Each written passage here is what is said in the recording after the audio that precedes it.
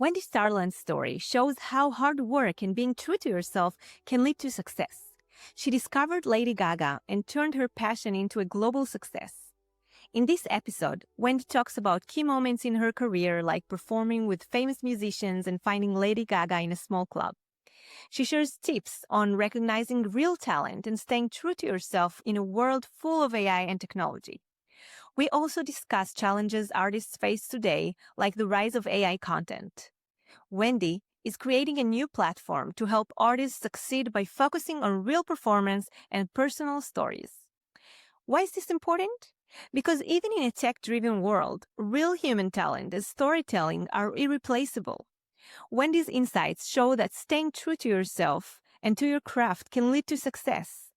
This episode is for anyone who wants to build a meaningful career in art. Wendy Starland is a Grammy-nominated songwriter and producer known for working with some of the biggest artists in the world and creating platforms that support independent artists. Enjoy the episode. So, hi Wendy, it's such a pleasure to have you here today. Thank you so much. I love being here. Thanks, Shirley. So let's start with the first question, a little bit about you and what inspired you to be a musician yourself and an artist. Is there someone who inspired you or something that inspired you to become an artist or a musician? What were your first steps in this world? Well, yes is the answer. There are several people who inspired me, and then one who made me into a professional. So it started off. My babysitter growing up is Rosetta Atkins. I was a gospel singer from down south, and she taught me how to sing as soon as I could speak. I've known her literally since I was a baby. And my father played classical music on the piano. So I had all these different kinds of influences. My uncle was a guitarist in a band called Gollum, but also was playing alongside people like Bruce Springsteen, the Allman Brothers, Black Sabbath. So I had all these different kinds of musical influences around me, and I started writing songs when I was about 7 years old. And so by the time I was 18, I'd been doing it a long time, and opportunities started coming. So one time with my friends and I, we used to get our fake IDs and go go to the clubs when we were underage. And they said, okay, a guy named Maceo Parker is playing. And I wasn't familiar with who he was. And Maceo Parker is the lead saxophone player for James Brown. And when James Brown went solo, his entire band stayed intact and he became the front man. He sounds just like James Brown. Anyway, I went to this concert with my friends. I, basically got past the bouncer somehow, and it was, general admission, got up to front row center, and he pulled me out of the audience and put me up on stage. And at first I was just dancing around. I'm like, this is great. Wow, so fun. And I went back down, and it was as if just something that had never happened to me before or since, by the way. And then, as if I did it incorrectly, is like God was giving me another chance. And he pulls me back up on stage again, which I couldn't believe. I mean, once was What are enough. the odds? What are the odds? Exactly. And so he pulls me back up on stage again. And when I hear music that I love, I just start singing along. And so I started just sort of quickly, and quietly singing to myself. But it was a big, loud band. No one could hear me. But the trombone player next to me could hear me, and he tapped the microphone in front of my mouth. And to prove to Maceo Parker that I could sing, I started harmonizing with him on stage. And so all of a sudden, in front of 1,000 people packed in like sardines, this is like my first real live performance. Anyway, I started scatting on his stage, improvising my own kind of song for 20 minutes. He ended up sending the entire band off the stage and Maceo, who plays sax, went back on the drums, starts kicking this funky beat. I'm singing on his stage, like improvising, and he left the bass player on there, and literally the crowd went wild. And that was just this exhilarating experience. And so at the end, he's like, "What's your name, darling?" I'm like, "Wendy Starland." It's like, "Wendy Starland, everyone." Everyone's going crazy. And the bass player says into the microphone, "Everybody shut up." And we're like, "What?" Who says that to a roaring crowd? He had taken the bass string off of his bass guitar, coiled it up into a little tiny circle, got down on one knee as if he was proposing to me, and he took me by the hand in front of 1,000 people. And he said, "Wendy, darling, I don't know what you're doing in this club. You're way too young to be here. But I will tell you right now that you have a gift from God, and you must devote the rest of your life to using this gift, or else you will rob the rest of us of something so special." And he took the ring and he put it on my finger and he said, "From this day forward, you are married to music." And I got the chills. It was incredible. Anyway, it was written up in all the newspapers the next day. And so that was my start, because all of the club owners and whatnot, the venues had started to see this in the papers. And so I put a band together quickly. I had been writing songs for as long as I could remember, and that was how I joined the music business. So it sounds like you had everything, the talent, the inspiration from a very young age, and then the opportunity to, to stand out, to be out there. Do you recommend anything to people that are, dreaming about it and maybe inspired, but they don't know whether to start or not? Well, I would say that right now, music is in such a different place than it was back then. Unfortunately, there have been so many changes. And for people who want to pursue a life in music, you have to understand that there are so many different facets of it. People are like, "Oh, you just have to be a great singer, a great musician, and have great songs." But you have to have that as sort of the baseline. You need great production. You need a team around you of people who are evangelizing for you. You need to understand marketing. All of these musicians are basically little entrepreneurs, and you need to be able to see yourself objectively as a package and a product and market it just like you would market anything else. And it's really important now with these days, with there's AI, there's all these different kinds of new challenges and competition and flooding the market, but there's also distribution like there wasn't back then, because back then you had to have a record deal to get into the studio and tour and whatnot. These days, you can make a great record from your laptop. A lot of the big artists are doing that. So you have the ability to make very high quality products, but how is anybody going to find you? And so there are Yeah. new methods and technology that can help that I'm targeting right now.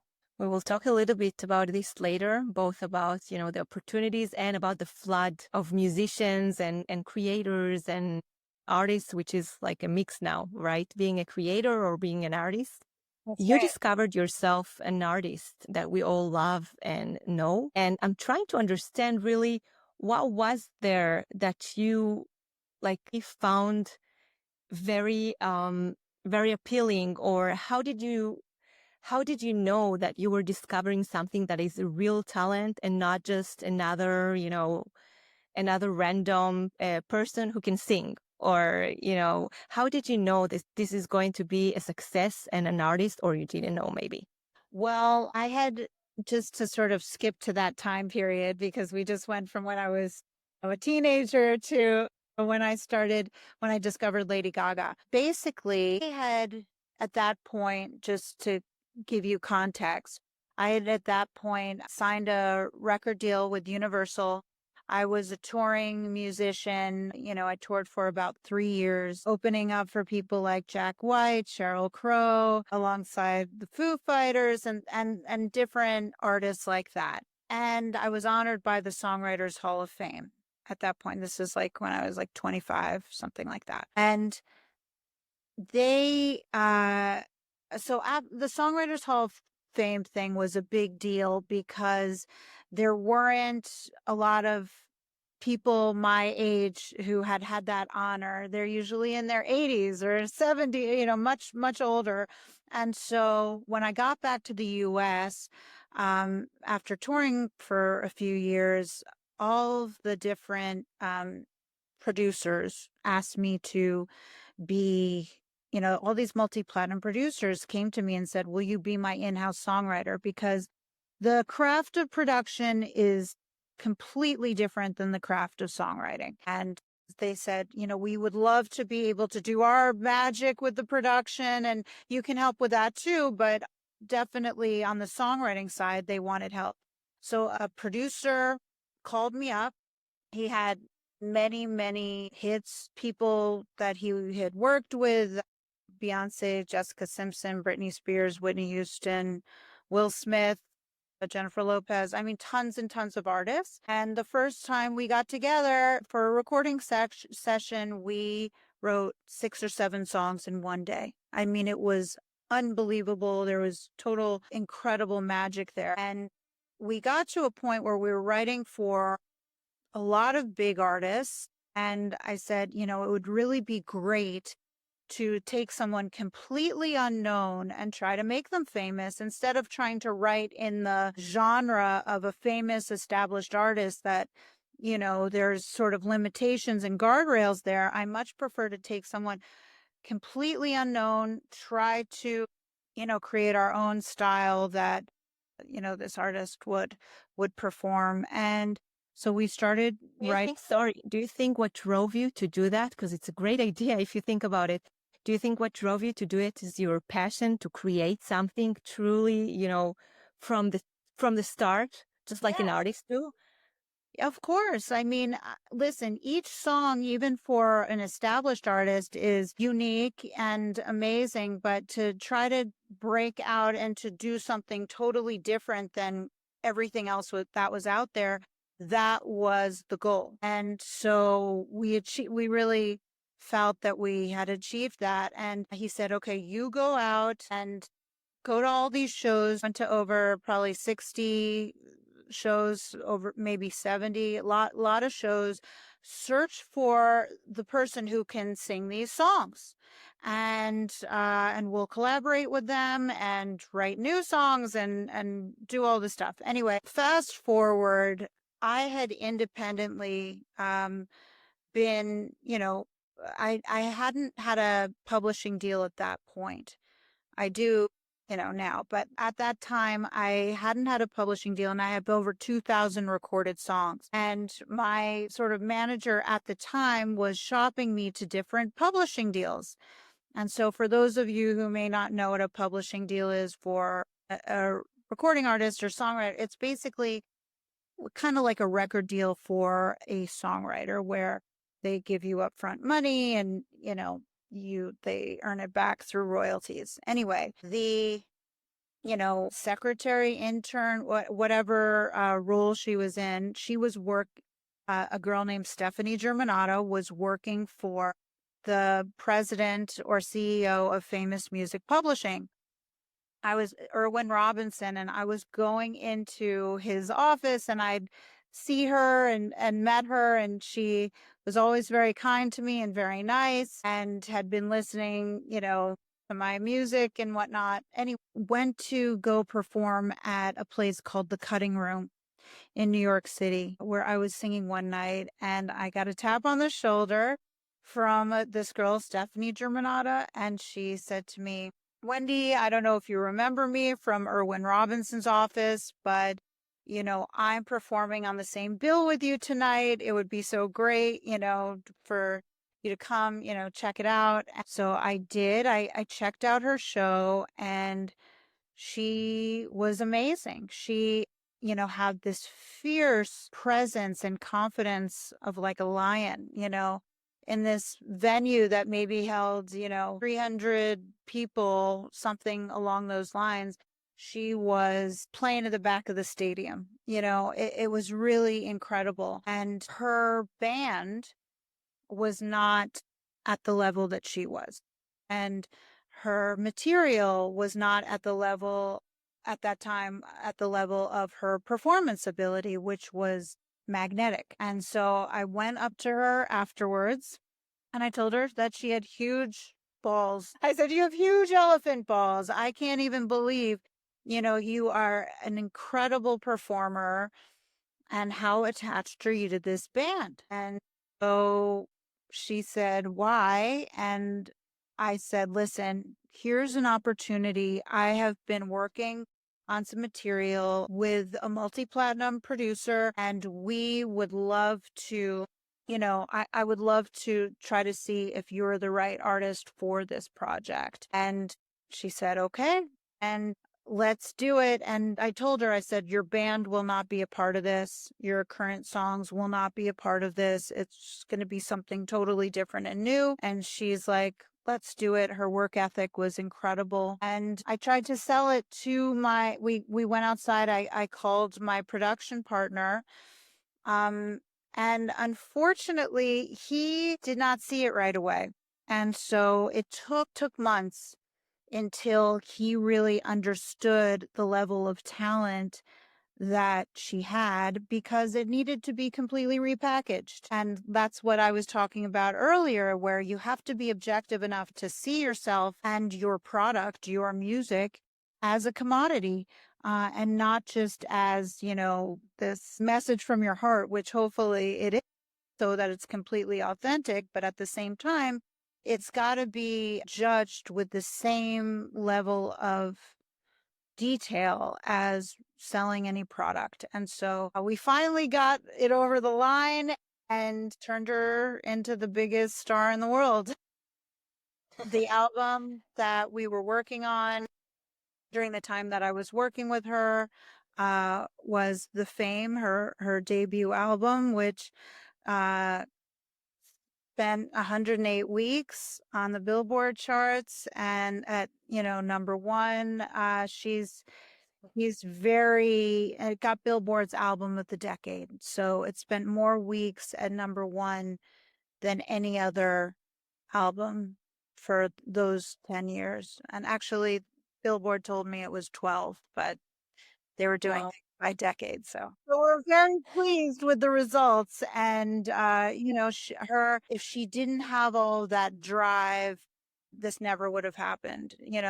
The level of commitment, drive, talent, and Did persistence. you see things that reminded you of yourself? You were so young. I mean, we were talking just as you mentioned from the day you were a teenager and just got like this opportunity and you were told like to marry with music. And at the same time, years after years of you being the most experienced, probably young girl in this industry, writing songs for everyone.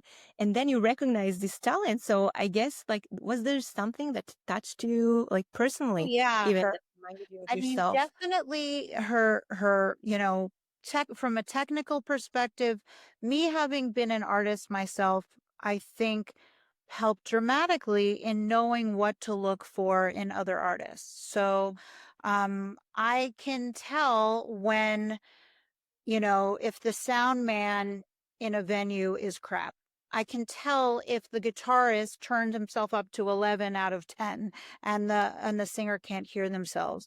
I can tell when somebody's confidence and magnetism is so great, like Lady Gaga's was, that all of the difficulties around her, her band at the time, as I said, wasn't up to her levels. So, her musicians playing out of time, the sort of semblance of balance wasn't there. But because I was a musician myself, I've played with some crappy musicians before, so I know what that's like. And to rise above it and be able to say, okay, her tone, her timbre, her, stage presence, her confidence, you lock in with her pitch, and then things that you can't see on stage, which you see behind the scenes, her work ethic, her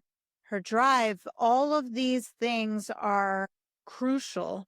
And her ability to, you got to be likable. You got to be able to walk into these meetings with people and have them be an evangelist for you. So she had all of those things, which is so And rare. you could see that. So that brings me to my next question. It's a podcast also about creativity and AI and how it's going to affect, the world of artists as a whole and also musicians. And I had an episode talking about AI pop stars and even an episode about how films will be generated with AI. And so my question is, and it's related to a little bit to what you just said.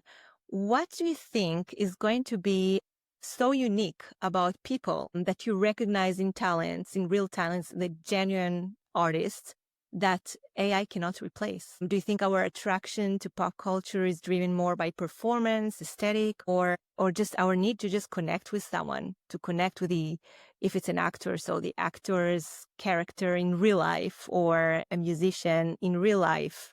People just love her, love you as an artist. I mean, what do you think? What do you think about AI and real people performing? I think, listen, I think anyone trying to fight technology will lose. And you must go in with the knowledge that whether you like it or not, right now it's a minority of music that is, you know, AI at the top of the charts. I think they've been at the top of the charts 2 or 3 times at number one. But not only is it coming, it's here.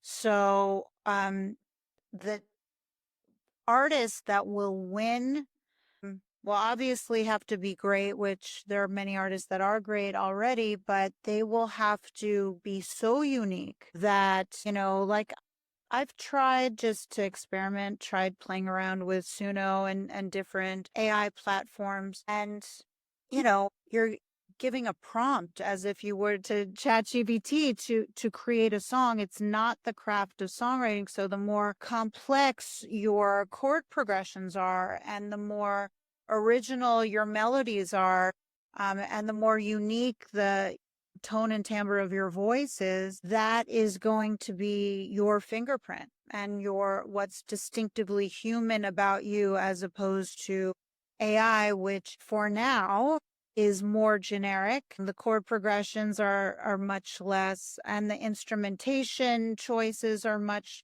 less unique.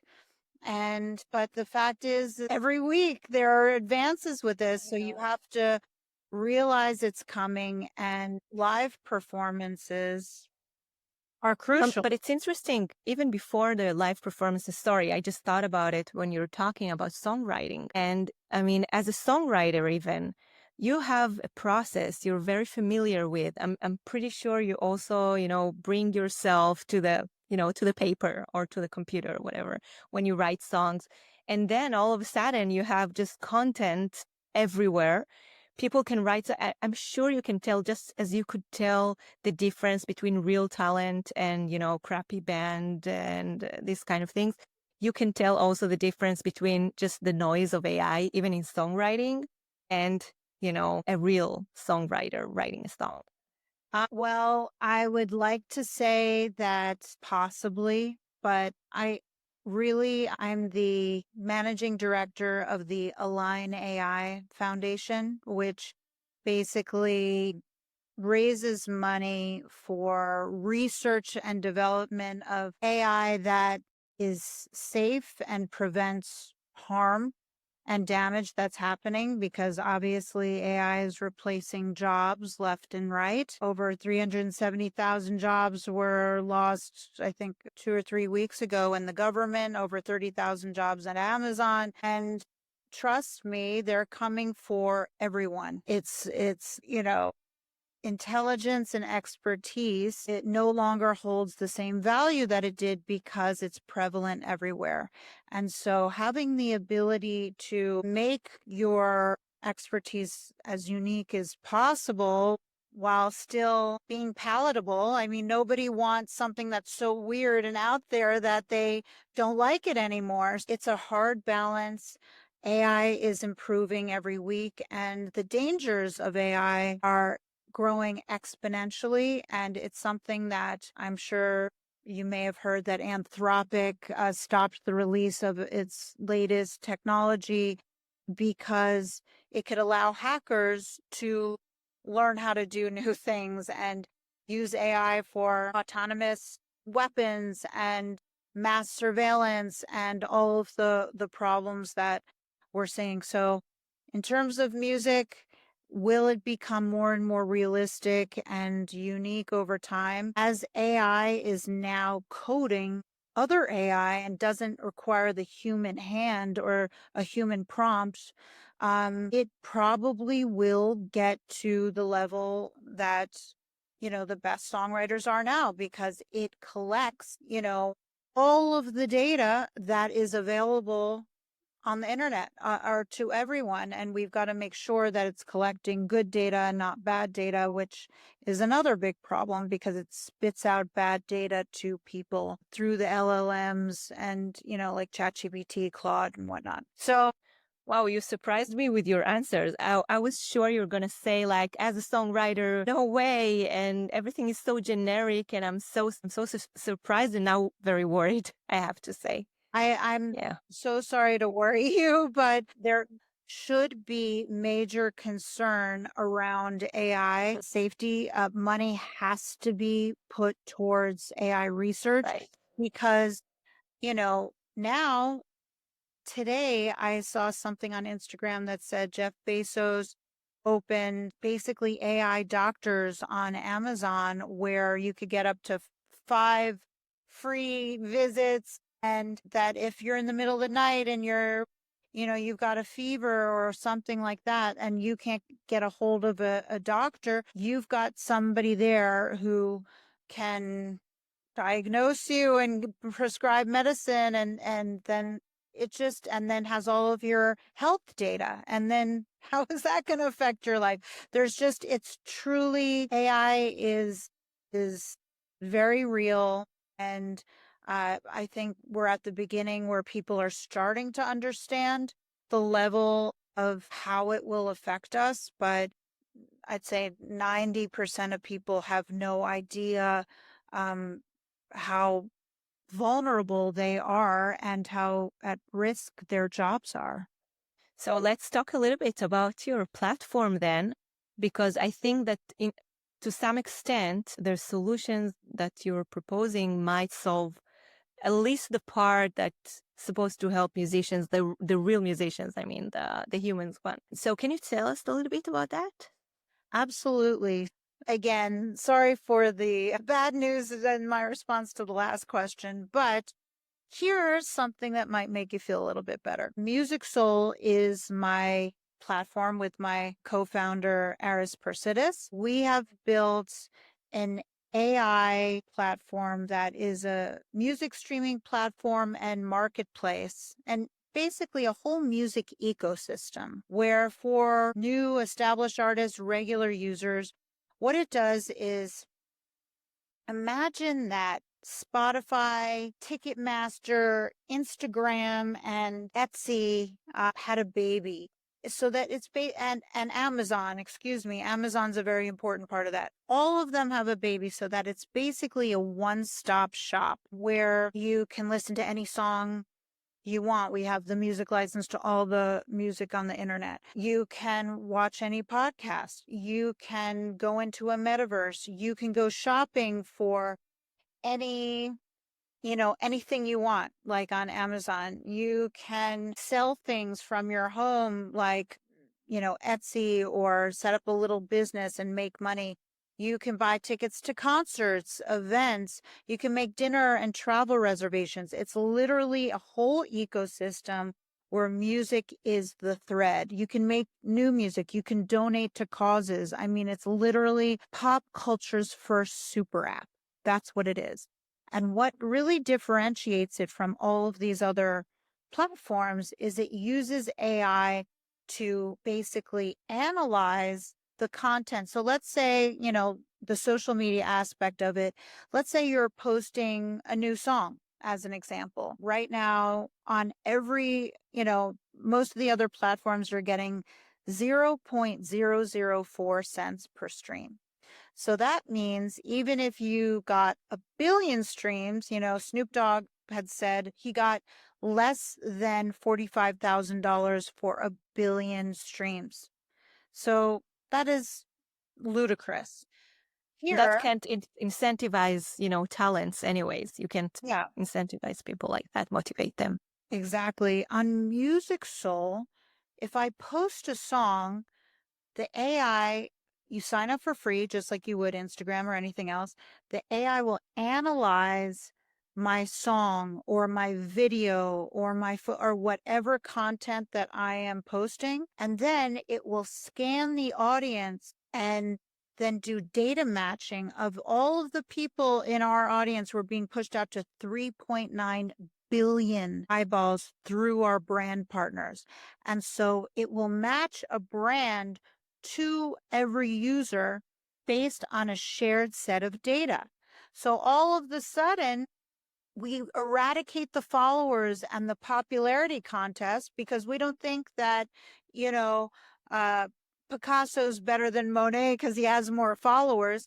Now we're going to put 250 million eyeballs who are all curated, data driven eyeballs specifically to the content that's been analyzed by the AI. So we know that the likelihood of these people liking your music is extremely high. And then whatever you can capture and keep as the artist or user, you will retain 70% of all Wow. streaming and advertising revenue.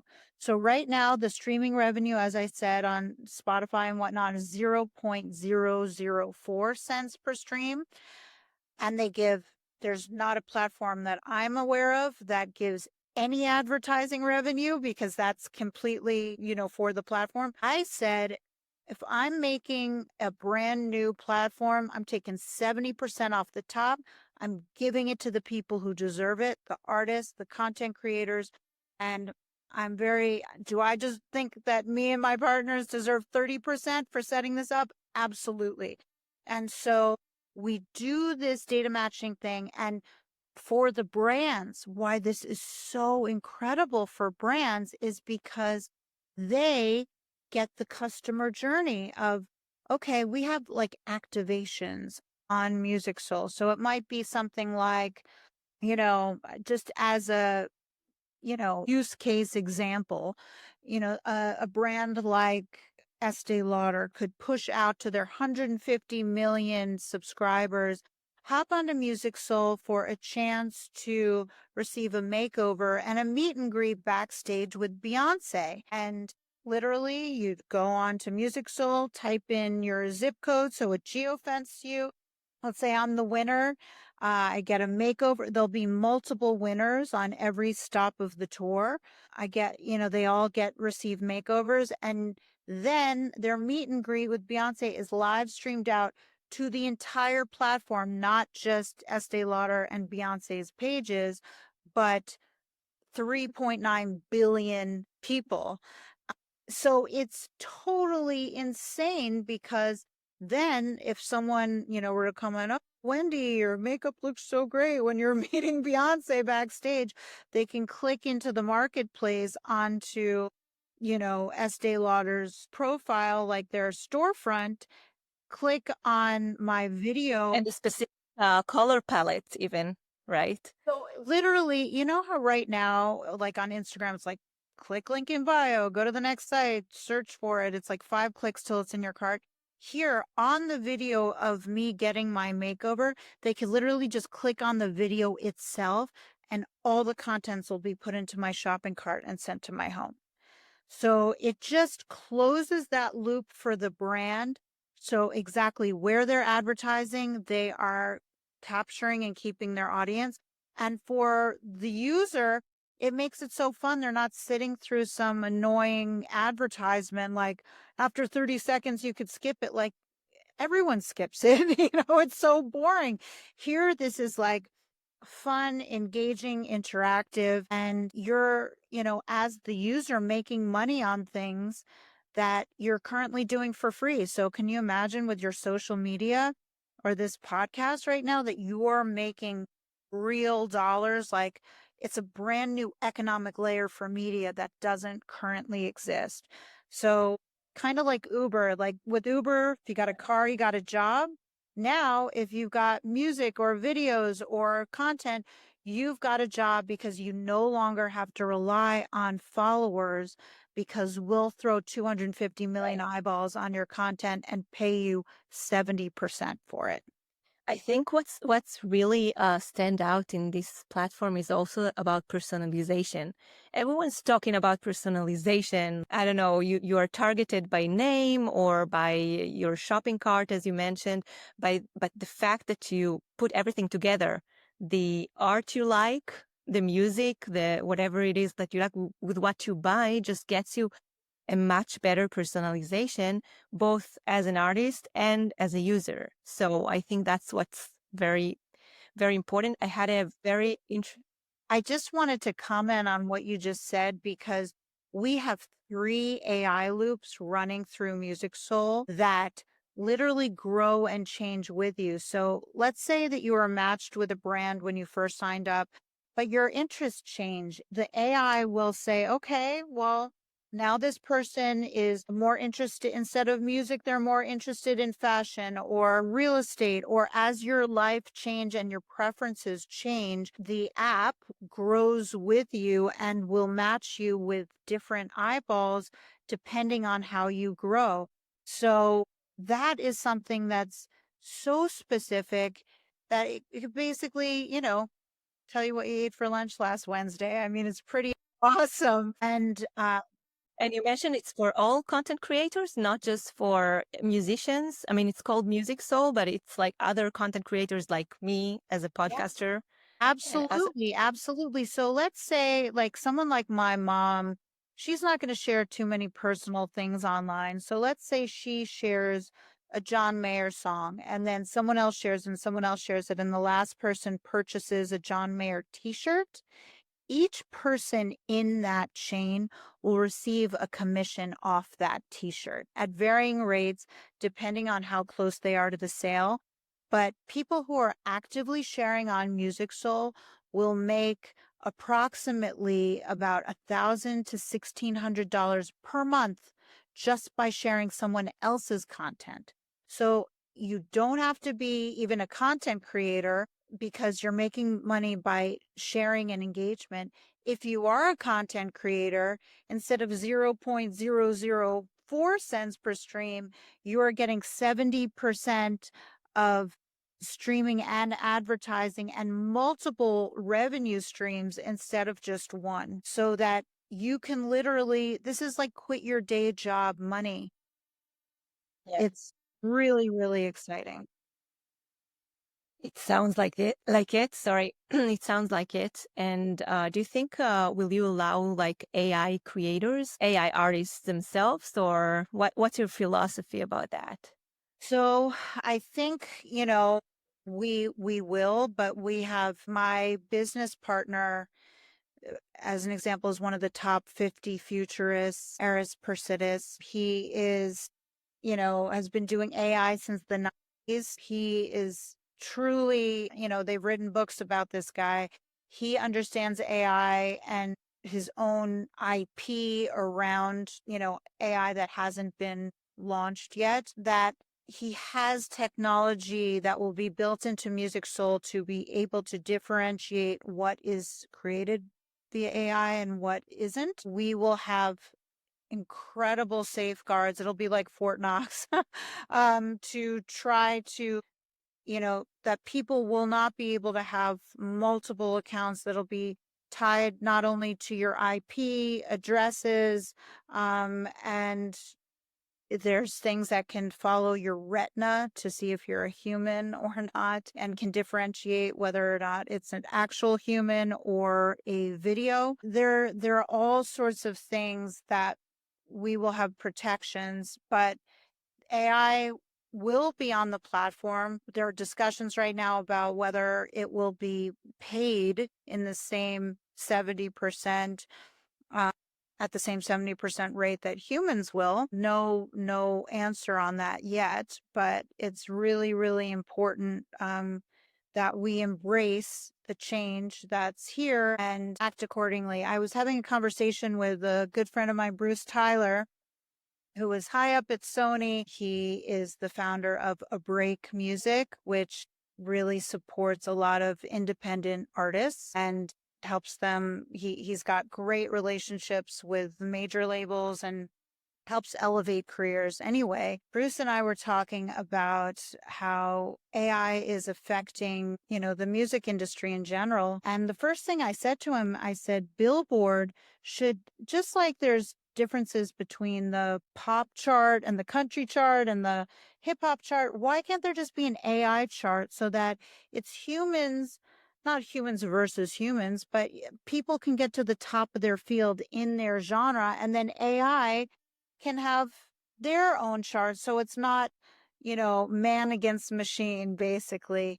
And I think that that differentiation would really solve a lot of problems so that there can be, there's a place for it, but it's not an oversaturated market where, humans are, struggling to compete against AI.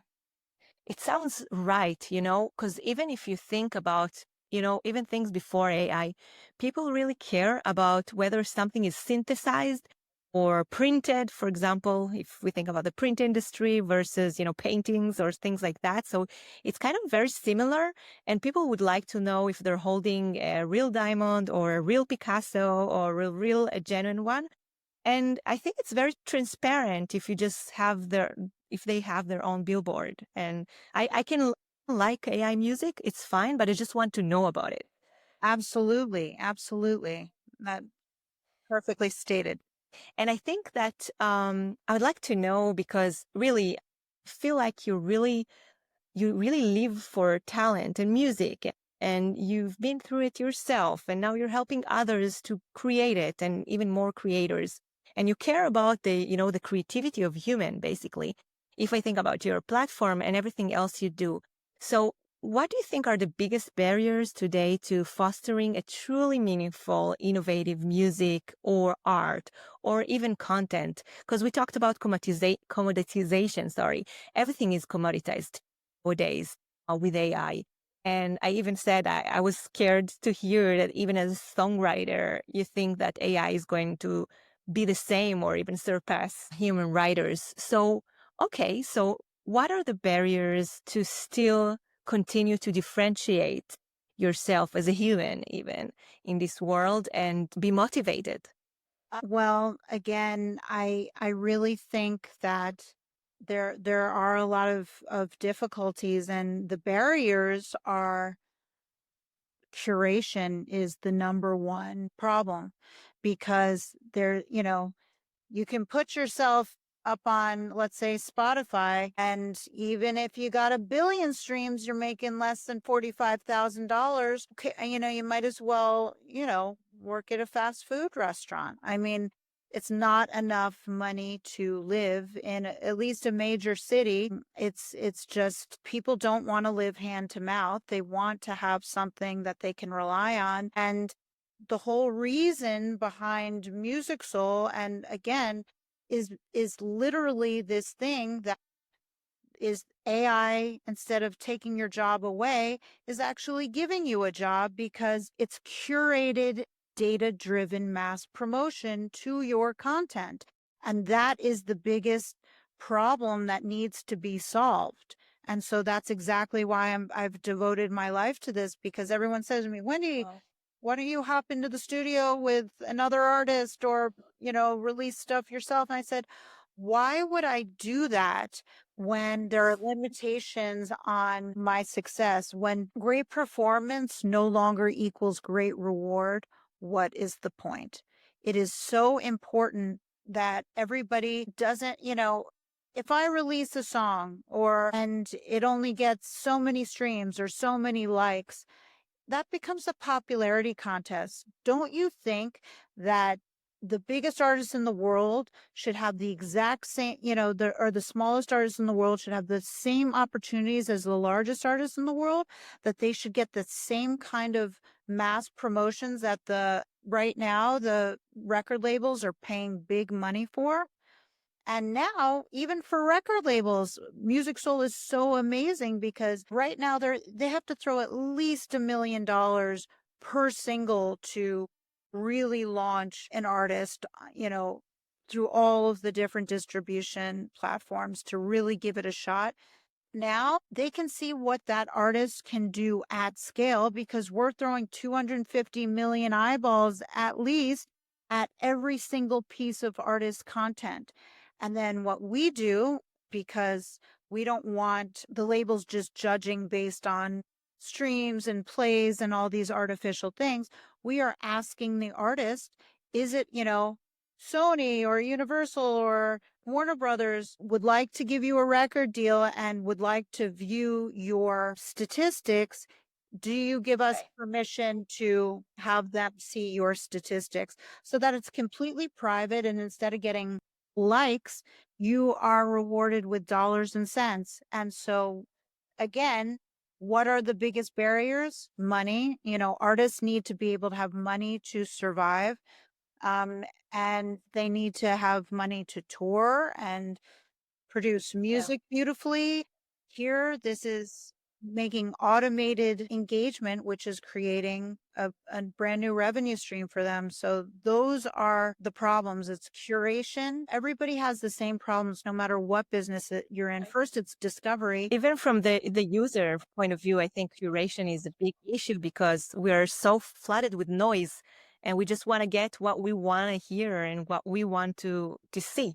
Right.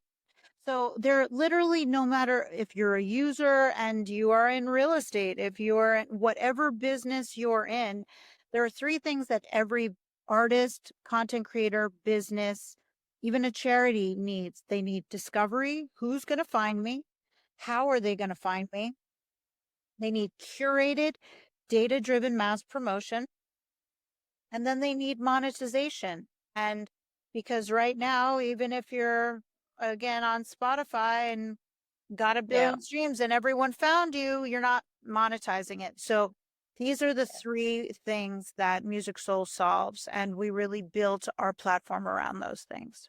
So make money directly from what you're building and not just from the merchandise and from everything else, just straight from being exposed. And it's great. I like it because even for my podcast, I know my audience. I have it's an in-depth podcast. I remember telling you that.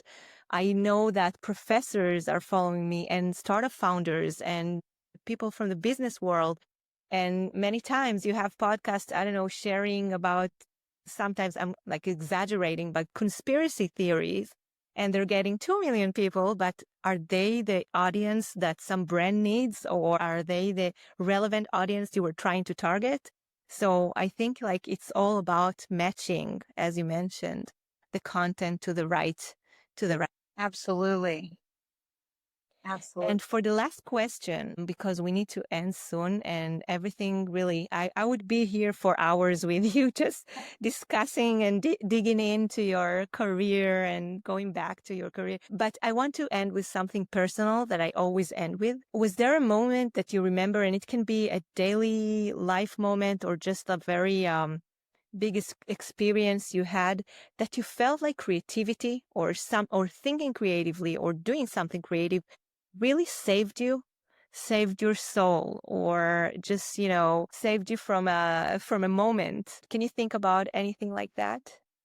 There's one thing that came to mind when I was, again, very, very young. My first experience was I had gone into the studio with a wonderful producer British producer named Gary Lyons. He produced people like the Rolling Stones and Aerosmith and a couple people like that who, pretty amazing. And I had bought my own recording equipment to be able to make changes. I taught myself how to use it so that I could learn production because I had very strong opinions. I'd been writing songs since I was 7. I had very strong opinions on what sounds good, what sounds bad. If I could have learned how to, play every instrument, I would have. But anyway, moving right along, one day my equipment broke down and I had, someone coming over to fix it. It was a guy named Danger Mental who is an incredible, not only a technical wizard and great record producer and engineer, but he, was working on a ton of records and he came over to help me fix my equipment. And he heard my music and he said, "That's you singing? It doesn't sound like your speaking voice." I said, "Yes." He goes, "It sounds great. Are you interested in, have you ever sang on anyone else's record before?" And again, I was probably about 18 and I said, "No, I hadn't." And he said, "Would you like to come sing on a record this weekend?" I said, "Sure." So he said, "Meet me over by the Staten Island ferry." And I was born and raised in New York City. I had never been to Staten Island. And we went on the Staten Island ferry and he took me to a studio and opened up the door and this cloud of smoke comes out. And on the other side of the door was the Wu-Tang Clan. And I went into the studio and they're like, "Who's this girl? Danger, what, this girl that you're bringing in?" And he's like, "No, no, no, she can sing. She can sing." And so they're like, "All right, well, sing this." And they played the track.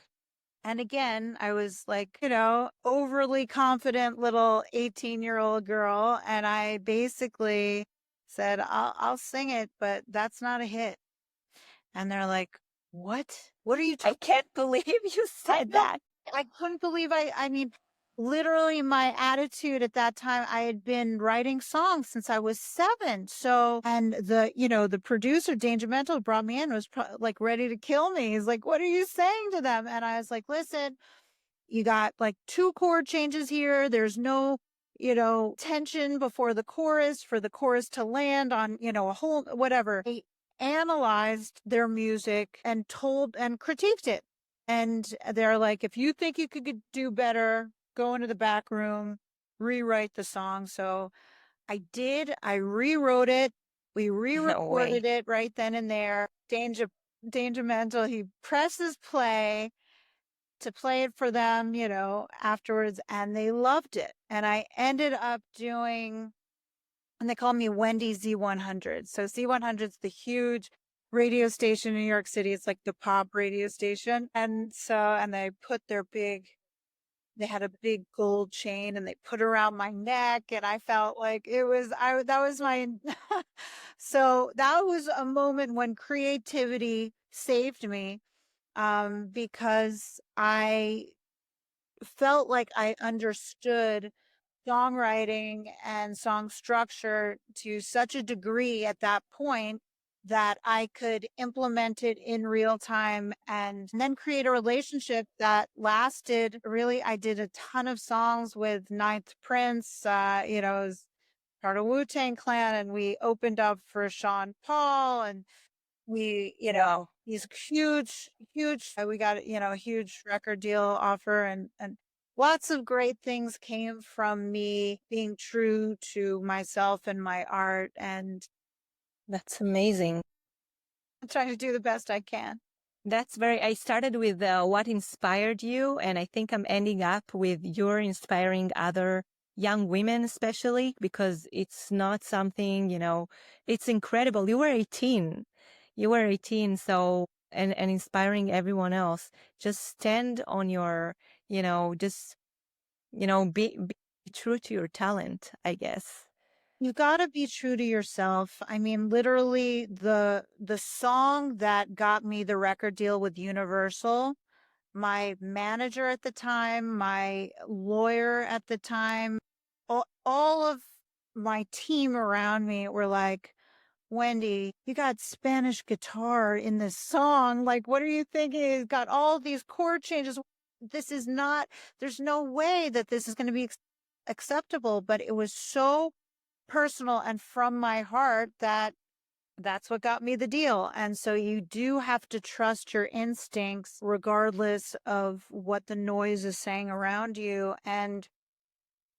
But you also have to be um, open to constructive criticism, but only from people who are already, successful in where you're trying to go. So if, your mom says, oh, that's not a great song, and she's not a songwriter, don't take her advice. If it's coming from somebody who is exactly in their career where you want to be, you got to be able to take constructive criticism and elevate your brand, because that's what you are ultimately. You are a brand and you want as much authenticity. That is the power of authenticity will spiral out to the world. It's a great tip. Thank you so much. Thank you so much for inspiring us for the past hour. It was lovely to have you. Lovely to be here. Thank you so much for everything. Really appreciate you.